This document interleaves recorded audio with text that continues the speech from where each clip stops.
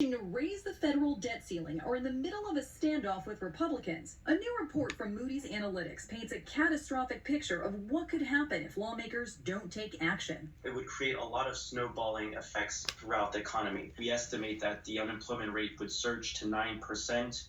6 million jobs would be lost. The debt limit is the maximum the federal government is allowed to borrow to pay for last year's bills.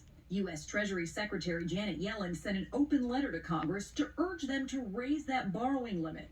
And in a Wall Street Journal op-ed, she warned if it does not happen, nearly 50 million seniors could stop receiving Social Security checks for a time. U.S. troops could go unpaid. Millions of families who rely on monthly child tax credit could see delays.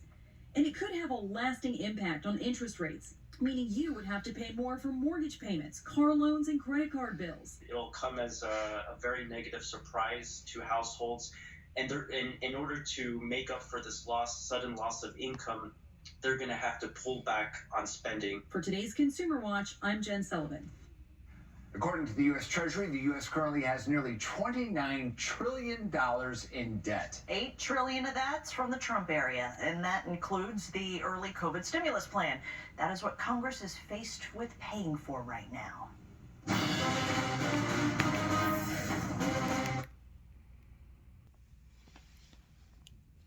$8 trillion out of $29 trillion. They really want to try to blame that on Trump because of his early stimulus relief package in the beginning of the pandemic.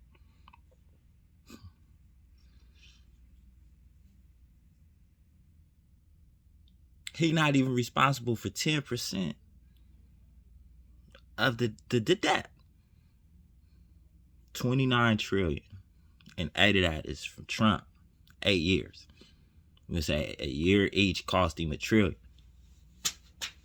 But we still, what was that, 5.8 trillion in a hole from Bush in Afghanistan. Politics.